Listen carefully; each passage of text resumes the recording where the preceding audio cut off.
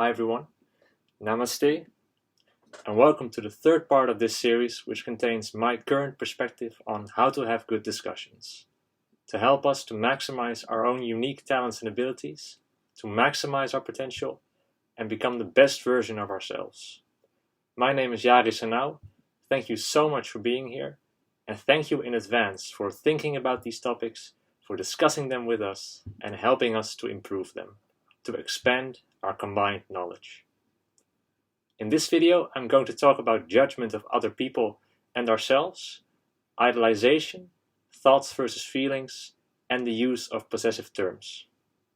Now, one of the main reasons why I wanted to talk about this is because, first of all, I've often seen people judging others in a phrase similar to this.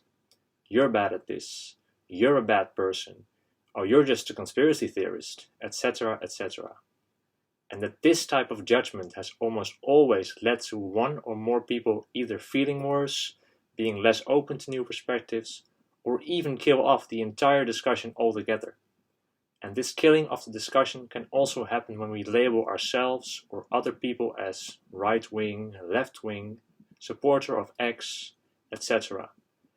And almost always to the detriment of everyone's creative potential. Also, potentially even more detrimental can be the judgment of ourselves. For example, when we phrase it like, I'm horrible at this, or I'm not good enough to do this, etc. And because of the potentially detrimental effects on our creative potential, I wanted to give my perspective on how we might be able to solve these issues. So let's get into it. So regarding judgment of others and ourselves, I'm going to argue that we shouldn't phrase judgment as, you're bad at this, or I'm bad at this, and instead use phrases like, based on these actions, I currently think you/I have been bad at this. Also, I will argue that this will help avoid the self-fulfilling prophecy of thinking that we cannot do something, and that this can also help to even be able to learn from anyone with good characteristics, no matter how controversial the other characteristics of that person have been. After that, I will go into idolization of other people, of certain ideas, and of ourselves and its potential dangers, especially during a discussion. And I will argue that the idolization of even quote-unquote good people, while seemingly harmless, can actually hinder not only the maximization of our potential, but also the potential of our current idol, and therefore isn't the best thing to do. As an example, I will use my own idolization of professional tennis player Roger Federer when I was a kid. Thirdly, I will talk about the importance of differentiating feelings from thoughts, and I will argue that making this distinction can make it much easier for us to change unhealthy thoughts, especially when we previously phrased those thoughts as feelings, which come up spontaneously and which we cannot change by themselves. Lastly, I will argue that we need to be aware of the dangers of using possessive terms like my and mine, especially when talking about that which and those we have loved dearly, so that we're able to let go more easily when we have to, and more easily find another way to show our love, to further maximize our potential. And I will end with a summary. So I currently believe that judgment plays a major part in most people's lives. I can remember many people saying to me that I'm just bad at math, physics, etc. And that I often told myself that I'm a bad tennis player, especially after losing a match that I'd been preparing so much for, only to have failed the execution completely. Now maybe you can already see the problem with this phrasing based on the previous parts. There's less or even no room for many new perspectives to improve and do better, or to redeem oneself. Now maybe it's a good thing for us to first define redemption. For example, something like our ability to firstly admit we were wrong, to secondly learn better perspectives, and finally to test and apply them to do better, until we no longer have been terrible or bad at something, and have grown as a result. But by saying things like, you're a horrible person, or I'm bad at X. I currently think that we're phrasing reality in a way that claims that people or ourselves will always be that way without any chance of redemption, and will therefore also always negatively impact our ability to redeem ourselves. Instead, we can phrase it similar to the way described in the previous parts, namely, based on my current perspective of your actions, I currently believe that you've been a bad, dumb, or horrible person, etc. Or, a little simpler, I currently think your actions A, B, and C have been dumb, horrible, etc. And I currently strongly believe that phrasing it in this way also leaves room for, and therefore can be much more able, to encourage redemptive action. And that this phrasing programs our mind subconsciously to find a solution to our problems. Applying this to my own tennis experiences I talked about in part 2, in those examples I maybe subconsciously phrase judgment of myself and my tennis like this.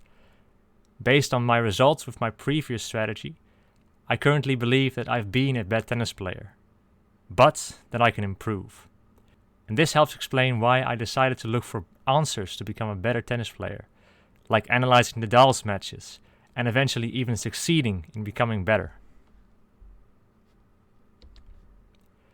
Now this change might seem insignificant, but let's say we can compare it to going on a journey to reach destination X.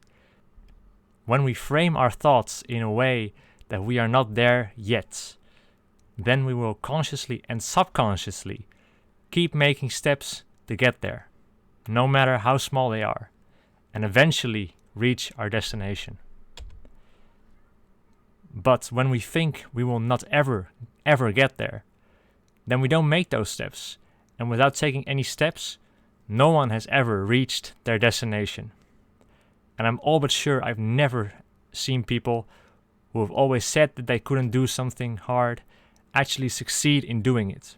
It's often a self-fulfilling prophecy. Because we don't think we can do it, we don't put in the work and don't set up our subconscious mind to be able to achieve it. On the other hand, I have often seen people succeed in doing something hard who have always kept in mind, I can't do this yet. And we can explain this by saying that with this mindset, they kept looking for answers and kept taking small steps to increase their creativity and eventually come up with a solution, either consciously or subconsciously.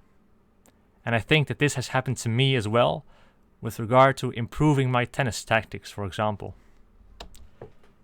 And that's why I currently strongly believe that it's extremely important to phrase our judgment of others and ourselves in the way of, based on my current perspective of actions A, B, and C, I currently think you've been terrible, or that I've been terrible at X.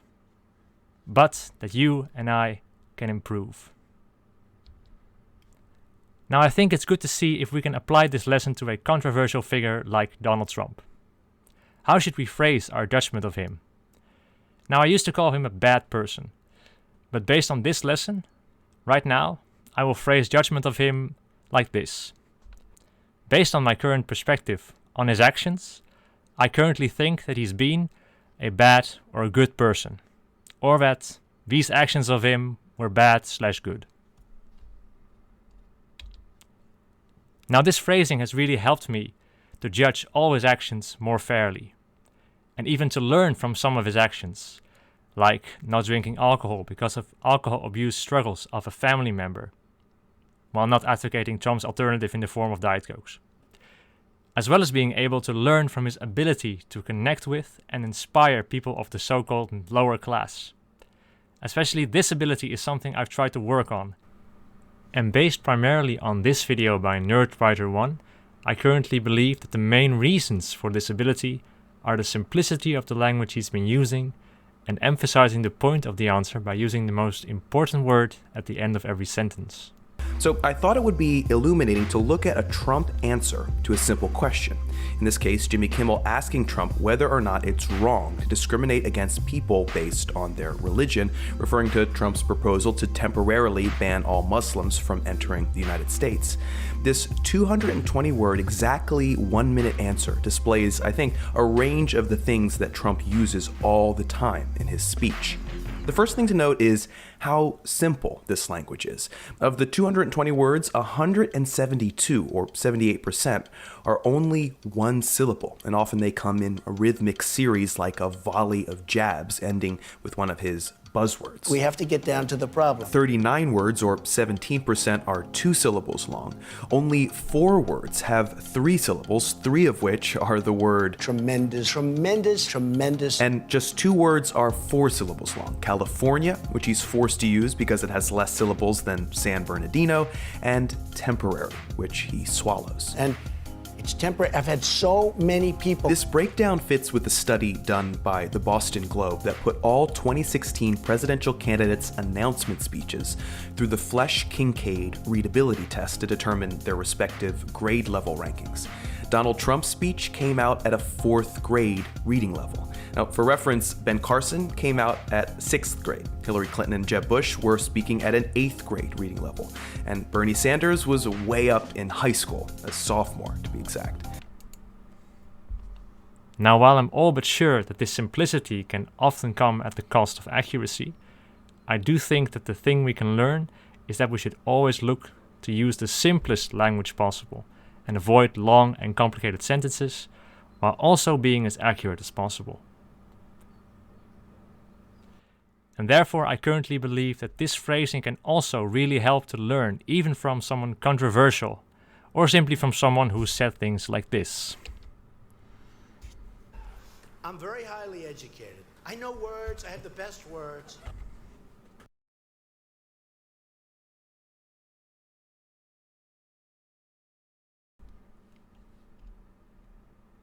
And this lesson has also reminded me of a quote from Bruce Lee. A wise man can learn more from a foolish question than a fool can learn from a wise answer. Now, technically, we could make this quote perhaps a little better by saying, I currently strongly think that someone who has been wise can learn from a question that was foolish, than someone who has been foolish can learn from an answer that was wise. But I think Bruce Lee's point has been weighed well enough that we can let this one pass and just enjoy the lesson. Now, I currently think this way of phrasing reality also frames our mind to avoid idolization, which Oxford has defined as to admire, revere, or love greatly or excessively. Now, some might have said that idolization of someone like Roger Federer isn't bad because he's a pretty good guy. Well, I currently think that while this idolization isn't bad by itself, we can do better to further maximize not only our potential, but also the potential of our current idol, because there's most likely always aspects about a current idol that can be improved upon.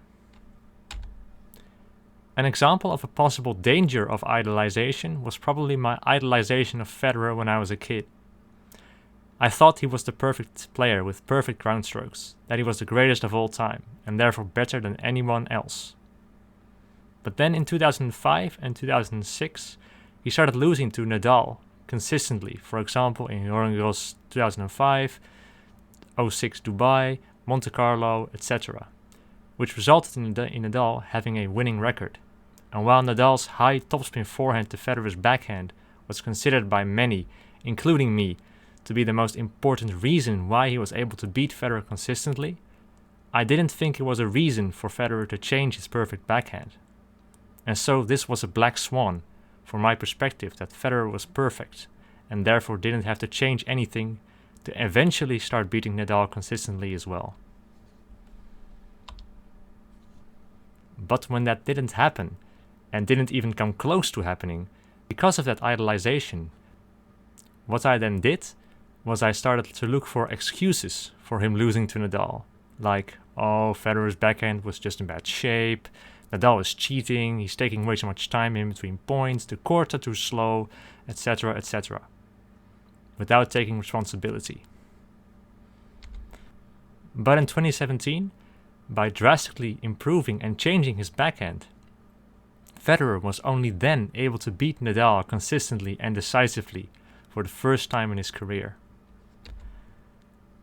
Now let's say at that moment before Nadal came as the black swan, I instead phrased the statement about Federer in a way that said, based on Federer's accomplishments, I currently think that he's the greatest player of all time, right now. I think that if I had used that phrase and then looked at Nadal's winning playstyle against him, I might have come to the conclusion that Federer needed to drastically improve his backhand like he did in 2017 to once again become the GOAT much earlier. And perhaps Federer had this problem a little bit as well, because it took him all the way until 2017, almost 12 years, before making the necessary improvements to his backhand to start beating Nadal consistently throughout a year, to once again become the GOAT at the time. Many people have seen a new consistency in his one-handed backhand as a key reason for the Federer resurgence. So, how much of a factor has it been? Well, I think a lot, because it's been solid. I could count upon it. It was there for me, which it's the ultimate test for me to play against Rafa with his wicked forehand. To be able to control it with my backhand is the key. Well, I mean, I think I'm really gotten confident, through a lot of practice at the end of last year, and then at the beginning of the year when I started to play again. In the matches, I was really able to step into the court and just drive the backhand more frequently than I ever have. I used to use a different tactics by slicing more and then going big on the second shot, but I've turned it around to some extent this time, and I'm coming over the backhand return much more, which allows me to enter the point in much a more aggressive fashion, and it seems to be working so far. And therefore, I think this is a pretty good example of how idolization isn't the best for keeping us focused on improving ourselves and maximize our potential. And maybe it can even greatly hinder us in staying critical of people we respect or admire or love, in improving our ideas or concepts, and in bettering ourselves as a whole. And that's also why I currently do not idolize anymore. Because even saying things like, I'm good at tennis and I'm a wise man, has only hindered me and the maximization of my creative potential. But what I can say instead is, I've had some results that we can call good results. And based on that, I currently think that I've been a good tennis player. And with regard to the wise man statement, I'd rephrase it like, I've made some statements that can be considered wise. And based on that, I currently think I've been a wise man at that time. And I strongly think that this way of phrasing has helped me to keep my mind much better focused on the uncertain future and the maximization of my potential. And I'm all but sure that this can help many of us to do the same, to come as close as possible to the maximization of our talents and abilities and become the best version of ourselves. And now I'm going to talk about the importance I currently see with differentiating thoughts and feelings. Let's begin with the definition. Now, the first definition of a feeling by Oxford Languages is an emotional state or reaction, like I feel angry or happy. Its second definition is an idea or belief, especially a vague or irrational one, like I feel stuck, I had the feeling that I was being watched, or even I feel like a failure. So does differentiating them really matter? Well, I think that there can be a major difference when we say I feel rather than I think, in the form of only negative effects on our creative potential. Mainly because in my experience so far, I think that our emotions, like frustration and anger, always happen spontaneously, and that we simply cannot stop being angry for no reason, which means we cannot simply change them by themselves. To become balanced once again, we first need to solve the underlying problematic thought that led to this emotion coming up. For example, when I lost a lot of tennis matches with my previous tactics, as I mentioned in part 2, I got really angry at times with myself, and I couldn't deal with this emotion without first solving the underlying problem, which was changing my thoughts about my current tactics and perspectives to make sense of why I was losing. And I currently think that this is the most important difference between feelings and thoughts. Feelings come up spontaneously and cannot be changed by themselves. But thoughts can be changed and can lead to us resolving these negative emotional states and become balanced once again. And more importantly, I currently believe that this can mean that when we say things like, "I feel like a failure," we phrase reality in a way that says that we cannot do anything about this thought coming up, because we regarded it as a feeling. And this can make it much harder to deal with these troubling thoughts. But by phrasing it like this, based on perspectives A, B, and C, I currently think I've been a failure. Then we phrase reality in a way that says that we are open and able to change these negative thoughts. Now maybe this will not be as helpful as the other improvements so far, but at the moment I definitely think that this way of phrasing is always better at helping us to maximize our potential. Like we say in Dutch, all small bits help, or alle kleine beetjes helpen. And that's why I currently only try to use the word feeling when describing an emotional state, and not when describing a thought. Finally, I wanted to talk about why I've sometimes avoided using the terms like my perspective. Because oftentimes I've seen us using these phrases like my idea, my item, my characteristics, my invention, etc.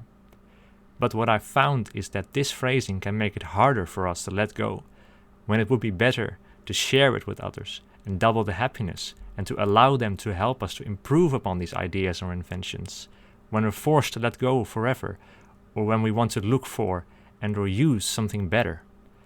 This can make it especially harder when comparing it to phrases like these: the current idea, the idea I currently use, and maybe even the idea I currently have. One explanation for this happening is that when we use these possessive terms, we become more easily attached to it. And that attachment could make it harder for us to change, and not fully allow us to use improvement suggestions from others, and therefore makes it harder to maximize our potential. And so in general, we might need to be more careful when we use possessive terms, or avoid them altogether, if we want to further maximize our potential. Now, with regard to letting go of something or someone we have loved dearly, this phrasing has really helped me in letting go of the dog Indy, who had helped me, and especially my mother, so much in bringing happiness for 6 years. But then my mother struggled with depression to the point where she thought Indy was only a nuisance, which contributed to me feeling more and more unhappy as well, all to Indy's detriment. And in the end, my dad and I decided that it was best for Indy to look for a happier home. And having to let go of her was very hard for me, especially when remembering moments like these.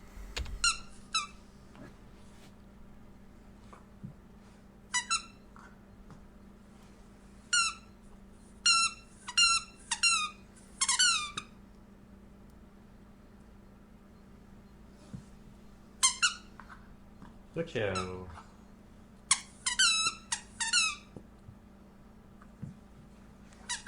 Oh. Good show.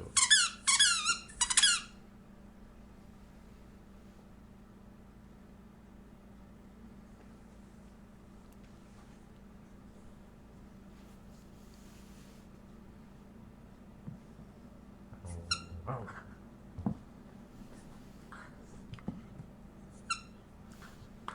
Good show.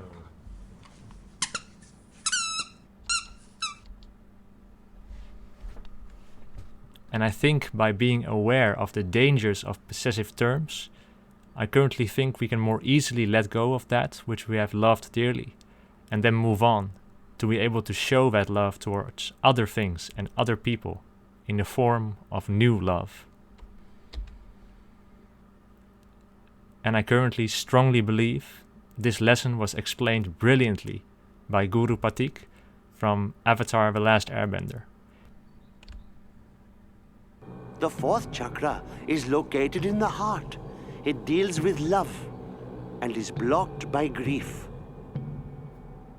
Lay all your grief out in front of you.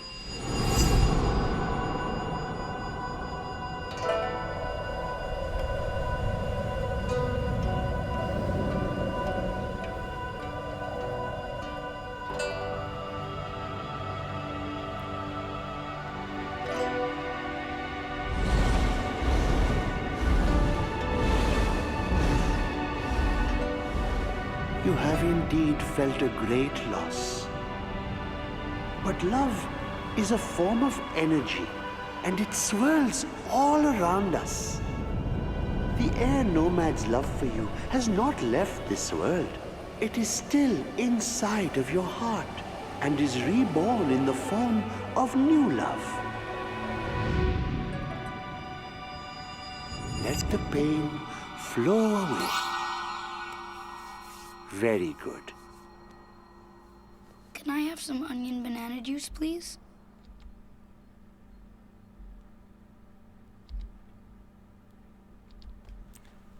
Yeah, powerful stuff. That onion and banana juice.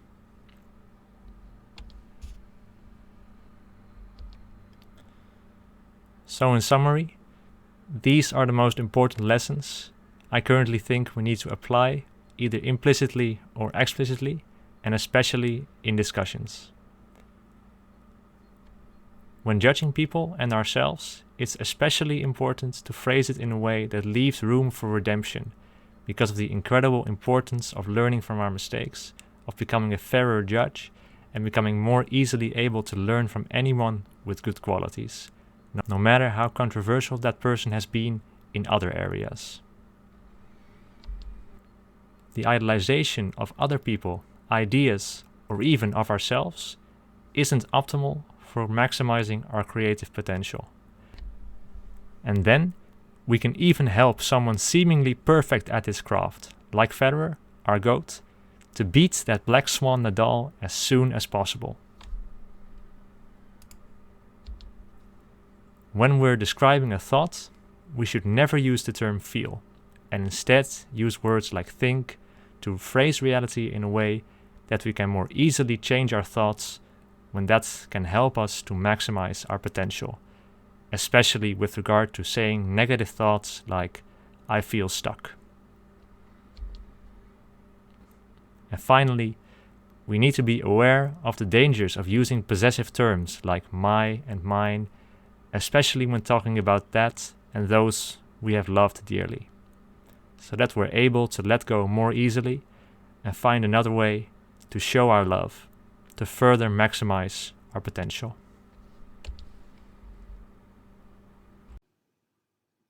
I really hope that this video has been useful in helping you to maximize your potential.